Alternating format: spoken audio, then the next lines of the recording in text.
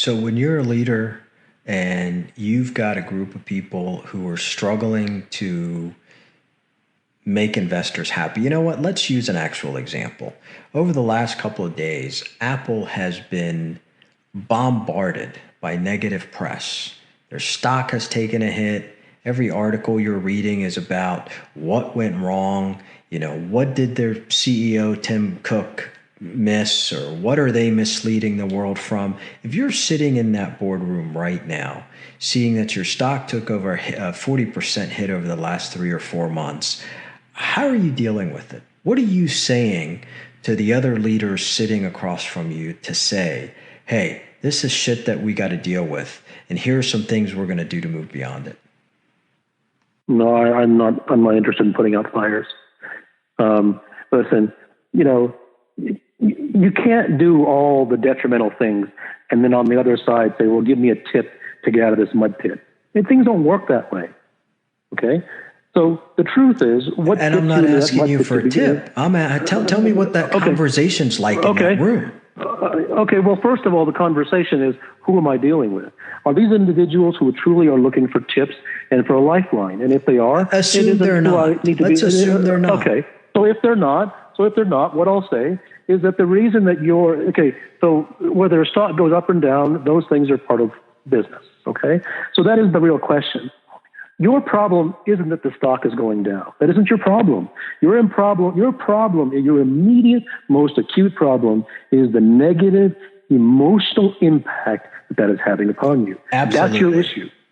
Because one thing I will promise you, that if that stock plummeted and you were unaffected, you wouldn't be on fire, right? You would do whatever you needed to do to correct whatever issues needed to be correct, and you would take action where action needed to be taken, and that's fine. You wouldn't sit at home. That's fine.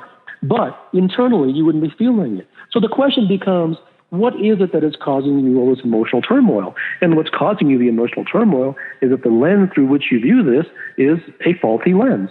And the lens through which you view this should not be one of attachment, but one of a game. Because you didn't view it as a game that is kept at arm's length at all times, then you became attached to it. So naturally, you are going to suffer highs and lows, and you're going to be like a tin can that is tied with a rope behind the bumper of a car. And wherever that car goes, whatever bump in the road that it feels, you're going to feel. And that's the natural result of it. And I that was beautifully said. All right? That was beautifully said. And again, I want to assume that the people in that room are your kind of people. They're the ones that want to be superb. And they're the ones maybe who are going to say, screw the outside world. We're doing our own thing.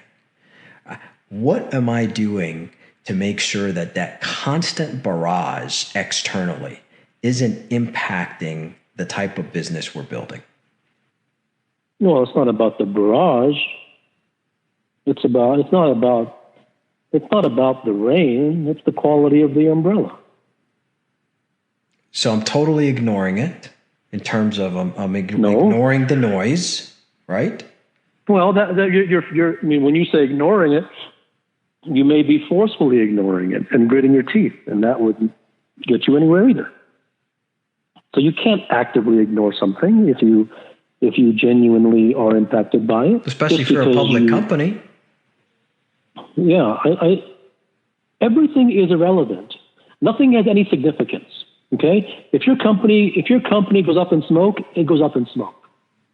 Right? I am telling you, the ultimate business person, the ultimate athlete, the ultimate individual in any domain is the one who is first and foremost free. That come success or come failure, it is what it is. And the person will, once again, do whatever needs to be done over here and do whatever needs to be done over here. But internally, he is unaffected. And the reason he is unaffected is because he views it as a game.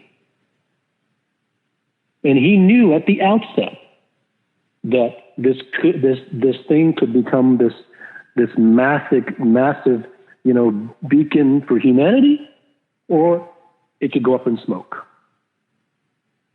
All right. So if I am viewing it as a game, what is considered a win and what is considered a loss?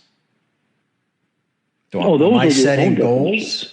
No, those are your own definitions. I mean, for some people, why they go into it is a very personal thing. For some, it's just the expression of their talent. For someone else, it's the game of making $10 billion. Mm-hmm. For someone else, it's the game of seeing how big of a company I can create. There's no right or wrong. So those are completely personal definitions as to why one gets into it and what one is truly seeking from it.